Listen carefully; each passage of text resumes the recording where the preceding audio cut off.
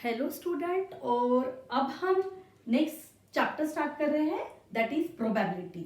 देखो बच्चों, हमने ये सेशन में 10th में we have started with the chapter linear equations, then we have take the quadratic equation, arithmetic progression, financial planning and next is what, probability. तो हमने ये चैप्टर सीखे, तो उसमें प्रोबेबिलिटी ऐसा चैप्टर है जो हमारे डेली लाइफ में यूज होता है। ओके हम इसको बहुत बार दिन में भी कर सकते हैं, दिन में भी करते हैं, और हम हमारे लाइफ में बहुत बार प्रोबेबिलिटी यूज करते हैं। तो हमें पता भी नहीं रहता, पर वो अनजाने में भी हमसे प्रोबेबिलिटी यूज होती है। कैसे होती है? तो सबसे पहले हम देखते हैं कि प्रोबेबिलिटी का मीनिंग क्या है। देखो, प्रोबेबिलिटी ये वर्ड किससे जनरेट हुआ है? ये वर्ड प्रोबेबली, ओके, इससे जनरेट हुआ है, हम ऐसे बोल सकते हैं। और हम डिक्शनरी मीनिंग देखेंगे इसका, या सिनोनिम्स देखेंगे इसके। तो इसका मीनिंग है चांस, ओके, चांस बोल सकते हैं, या likely, okay, so the likely बोल सकते हैं, लाइकलीहुड बोल सकते हैं। तो what these are the different words for the probability. तो एक्चुअली प्रोबेबिलिटी क्या है? देखो, जैसे मैंने सोचा कि अगर if I am asking whether there will be rain today, okay, तो मुझे क्या लग रहा है, रेन होगा या नहीं होगा? होने के भी चांसेस है, ना होने के भी चांसेस है, ओके। तो what is that one? That is the chance. मैंने एक्चुअली लिखा है यहाँ पे। तो what is probability? It is the chance of happening something. क्या है probability? Probability is what? Probability is what? It is a chance of happening something, मतलब ऐसा हो सकता है, okay, it is the chance of happening something. Chance of happening something is what? It is the probability. देखो, अगर मराठी में बोलो तो इसको शक्यता बोलते हैं कि शक्यता असं होऊ शकतं, शक्यतो असं होऊ शकतं, ओके। एंड हिंदी में हम इसको शायद बोल सकते हैं कि शायद ऐसा होगा, ओके। तो ये है प्रोबेबिलिटी। देखो, तो हम ये बहुत बार यूज कर सकते हैं। देखो, अगर आपके दोस्त की दोस्त की अगर तबियत खराब हो और आपको लगेगा वो स्कूल आएगा या नहीं आएगा, ओके, तो वो क्या हो गया? वो प्रोबेबिलिटी हुआ, वो आएगा या नहीं आएगा, okay. Can you score 25 out of 25 in maths? होगा भी या नहीं भी हो सकता है, okay. So that is the probability. तो देखते हैं इसके टर्म्स ऑफ द प्रोबेबिलिटी, और उसके पहले देखते हैं हम कि ये प्रोबेबिलिटी आखिर डिस्कवर किसने की है, कि प्रोबेबिलिटी का सबसे पहले कंसेप्ट किसने दिया। तो देखो, प्रोबेबिलिटी का सबसे पहले कंसेप्ट दिया है, ये प्रोबेबिलिटी सबसे पहले यूज एक गैम्बलर ने की थी। वो जब गैम्बलिंग कर रहा था तो उसने ये प्रोबेबिलिटी यूज की। But after that dispute, okay, two French mathematician has given the mathematical approach to the theory of probability, okay। तो देखो प्रोबेबिलिटी कहाँ कहाँ यूज होती है, और हम ऐसे भी देखें तो प्रोबेबिलिटी बहुत जगह पे यूज होती है। आप ऐसे ही देख लो ना कि इसको तो एक मतलब अच्छी थेरी है, इस पे बहुत सारे अप्रोच है कि हम इसको कैसे यूज करें। देखो, एक आधा एग्जांपल का ही एग्जांपल ले लेते हैं। देखो कि एक प्लेयर है, उसने पहले मैच में अच्छा नहीं किया, बहुत ज्यादा अच्छा नहीं किया, पर दो प्लेयर को ले लो, दोनों ने मतलब इक्वली ठीक ठाक किया है। तो नेक्स्ट मैच में दोनों में से एक को खिलाना है, तो वो किसको वो दूसरे में नेक्स्ट मैच में कौन खेलेगा? तो वो क्या हम प्रोबेबिलिटी से फाइंड आउट कर सकते कि उसने ऐसा किया, उसका ये स्कोर है, तो उसको क्योंकि हमें तो बताना पड़ेगा कि why we are choosing you and why we are not choosing the another candidate। तो इसमें हम प्रोबेबिलिटी यूज करते हैं। प्रोबेबिलिटी हमारे रोज के लाइफ में बहुत बार यूज होती है, क्योंकि it is what, life is about the chance, मतलब ये होगा ये नहीं होगा, ओके, आज बारिश होगी या नहीं होगी, वैसे हर जगह पे प्रोबेबिलिटी यूज होती है। तो देखो, प्रोबेबिलिटी में बहुत सारे टर्म्स है। तो first of all we will use the see the first term, okay. So हम देखते हैं टर्म्स ऑफ प्रोबेबिलिटी।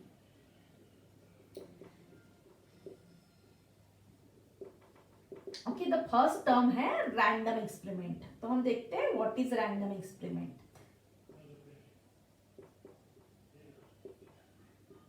ओके, तो हम देखते हैं कि रैंडम एक्सपेरिमेंट क्या है। देखो, आपको पता है कि क्रिकेट मैच के स्टार्टिंग में क्या करते हैं, एक कॉइन थ्रो करते हैं, ओके। और कॉइन को क्या रहता है, एक साइड में हेड एंड टेल, ओके। तो क्या था, मेरे हाथ में कॉइन था, मुझे पता था क्या कि हेड आएगा टेल आएगा? नहीं, ओके, मुझे पता नहीं हेड आएगा टेल आएगा, बट मुझे पता है कि हेड या टेल में से ही कुछ ना कुछ आएगा, ओके। दूसरा एग्जांपल देखते हैं। देखो, मेरे पास क्या है, मेरे पास एक डायस है, ओके, जो हम गेम में यूज करते हैं, ओके, स्नेक एंड टेल के गेम में हम यूज करते हैं ना, इसको लूडो में यूज करते हैं। तो अगर मैंने ये थ्रो किया इसको, तो मुझे पता है इसको कितने फेसेस है, there are 6 faces, okay, 6 faces है, 1 2 3 4 5 6 फेसेस है इसको। तो इसमें से एक आने वाला है, मुझे कॉन्फिडेंटली पता है, सर्टेनिटी है कि एक तो आने वाला है, पर मुझे ये नहीं पता 6 में से कौन सा एक आएगा, राइट ना। देखो मेरे पास यहाँ पे पैक ऑफ 52 कार्ड्स है, ओके, कार्ड्स है, खेलने वाले कार्ड्स है, तो उसमें से मैं एक कार्ड उठाऊंगी, ओके, तो मुझे एक कार्ड मिला, मुझे पता है कि वहां पे 52 कार्ड्स है, एक कार्ड निकालूंगी तो मुझे पता नहीं कि कौन सा कार्ड आएगा, ओके। तो मतलब इसको बोलते हैं रैंडम एक्सपेरिमेंट। तो रैंडम एक्सपेरिमेंट क्या होता है, रैंडम एक्सपेरिमेंट वो है जिसमें all possible results are known in advance, मतलब क्या क्या हो सकता है ये हमें पता है, but we can not predict with certainty कि क्या होगा, राइट ना। देखो मेरे पास सिर्फ एक कॉइन को हेड और टेल दो ही है, पर मुझे उसमें भी पता नहीं कि क्या आएगा, ओके। तो एक की मेरे हेड आने की और टेल आने की मेरी प्रोबेबिलिटी क्या रहेंगी, ये हम सीखेंगे, वो 50-50% प्रोबेबिलिटी रहेंगी, ओके। पर मुझे एग्जैक्टली नहीं पता है कि क्या आएगा, ओके। तो रैंडम एक्सपेरिमेंट ये होता है कि रैंडम एक्सपेरिमेंट कैसे बोला जाता है कि an experiment in which all possible results are known in advance, okay. हमें क्या पता है, all possible results are known, right ना, but none of them can be predicted with certainty, okay, none of them can be predicted with certainty. पता है मुझे head ही आएगा या टेल ही आएगा, नहीं पता है मुझे। डाई थ्रो करने के बाद मुझे पता है क्या 1 आएगा या 6 आएगा, नहीं पता है मुझे, okay. So none of them can be predicted with certainty, okay, हम कुछ नहीं बता सकते certainly, there but and there is equal possibility for each result, okay. Equal possibility भी है, हेड आने की भी उतनी ही पॉसिबिलिटी जितनी की टेल आने वाली की है, 1 आने की भी उतनी ही पॉसिबिलिटी जितनी की 2 3 या 4 5 6 आने की है, ओके।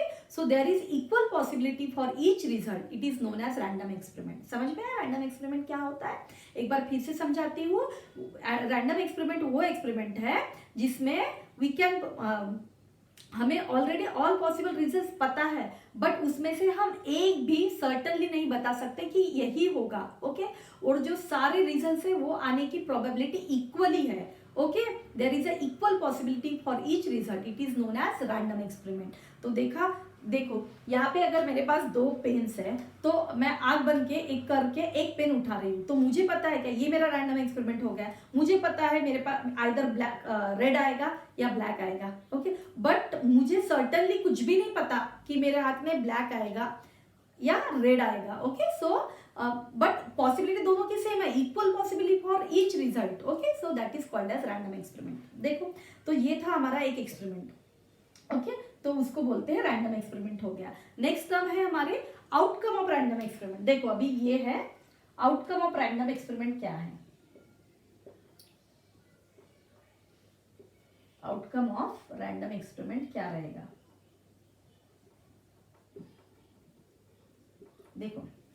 देखो तो इस केस में क्या है, आउटकम ऑफ रैंडम एक्सपेरिमेंट क्या है, आइदर अ ब्लैक पेन और रेड पेन, ओके। सो ये क्या हुआ, ये हो गया हमारा outcome of the random experiment. जैसे ये पेन वाला मैंने बताया, कॉइन के केस में, ओके, सपोज मेरे पास देखो आप पे पेयर मतलब 2 होते हैं, अ पेयर ऑफ ब्लैक और अ पेयर ऑफ या कॉइन का एग्जांपल ले लेते हैं, a coin is tossed, okay, a coin is tossed. तो what is the outcome in this case, outcome क्या है हमारा, हेड और टेल, ओके, हेड और टेल क्या हो गया, अपना आउटकम हो गया, ओके। नेक्स्ट एक्सपेरिमेंट है डाई इज थ्रोन, डाई या डाइस कुछ भी बोल सकते हैं, a die is thrown, okay, तो डाई को कितने फेसेस है, 6 फेसेस है। So what will be the outcome in this case, what, वो 1 रहेगा, 2 रहेगा, 3 रहेगा, 4 रहेगा, 5 रहेगा या 6 रहेगा।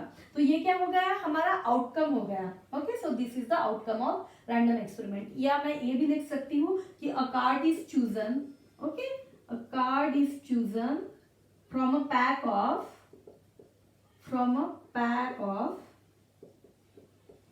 52 कार्ड्स, ओके। तो उसका क्या रहेगा, मतलब ये सारे जो भी रहेंगे, मतलब आउटकम क्या है इस केस में, ऑल द 52 कार्ड्स है ना, आउटकम क्या है इसमें, ऑल 52 कार्ड्स इज व्हाट, ये हमारे आउटकम्स है, ओके, तो देन देखते हैं कि सैंपल स्पेस किसको कहते हैं।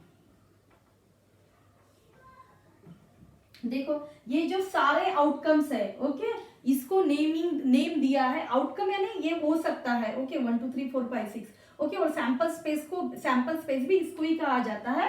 जब if you will write the sample space, देखो मैंने यहाँ पे ऑलरेडी सैंपल स्पेस की तरह ही लिखा। सैंपल स्पेस यानी for if we list out all the outcomes, okay, a list of outcome, okay. तो इसमें इस केस में सैंपल स्पेस क्या हो गया, डाई इज थ्रोन आउटकम, उसमें थे हमारा हेड और टेल था। तो इस केस में कॉइन इज टॉस, एक्सपेरिमेंट कौन सा है मेरा, कॉइन इज टॉस वाला, कॉइन इज टॉस मेरा, इफ मेरा वो एक्सपेरिमेंट है कॉइन इज टॉस वाला, देन उसमें सैंपल स्पेस होगा, उसका सैंपल स्पेस, ओके, उसका सैंपल स्पेस क्या है, वो है हेड कॉमा टेल, ओके। उसको ऐसे ब्रैकेट में कर्ली ब्रैकेट में लिखा जाता है with what, with arrow between the two outcomes, okay. ये हमारे सारे आउटकम्स हो गए, with arrow between the two outcomes लिखा जाता है सैंपल स्पेस, इसको बोलते हैं सैंपल स्पेस। देखो अभी आपकी प्रैक्टिस सेट 5.1 देखते हैं, उसमें क्या है। देखो उसमें पूछा गया है प्रैक्टिस सेट 5.1 में, how many possibilities are there in each of the following, क्या लिया बोला है, how many possibilities are there in each of the following. तो उसमें फर्स्ट क्वेश्चन है कि Vanita knows the following sites in Maharashtra. Okay, she is planning to visit one of them in her summer vacation. Okay, so Vanita क्या कर रही है, महाराष्ट्र को site visit कर रही है। So she is planning to visit one of them in her summer vacation.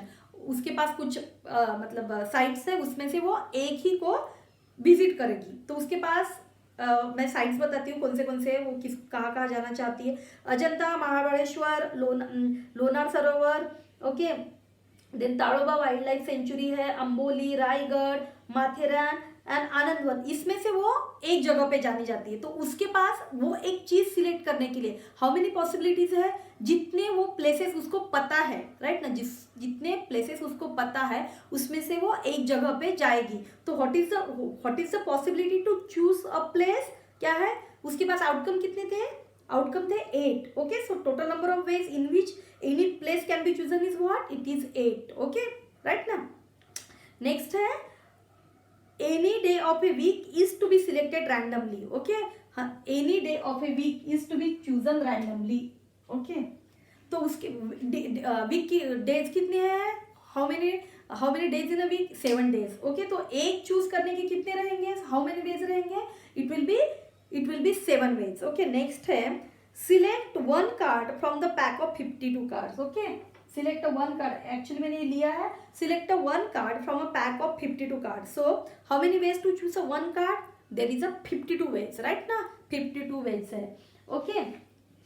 Then है one number from 10 to 20 is return on each card, select one card randomly, okay.